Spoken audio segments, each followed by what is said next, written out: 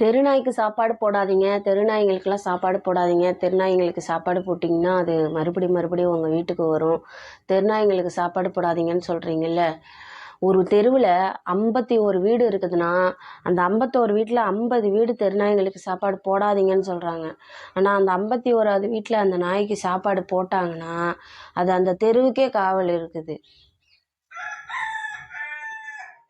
நாயை மதிங்க. நாயும் ஒரு ஜீவன் தான். நம்ம மட்டும் இந்த உலகத்தில் வாழலை, அந்த 5 அறிவு ஜீவிகளும் வாழுது. அதுங்களுக்கும் இந்த பூமியில் சரிசமமான பங்கு இருக்குது.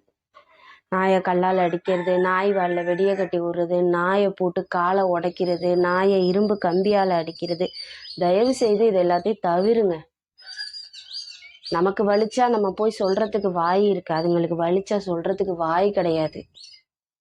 நமக்கு பசிச்சா நம்ம கையால் போட்டு சாப்பிட்டுக்குவோம், அதுங்களுக்கு பசிச்சா போய் போட்டு சாப்பிட்டுக்குங்களா.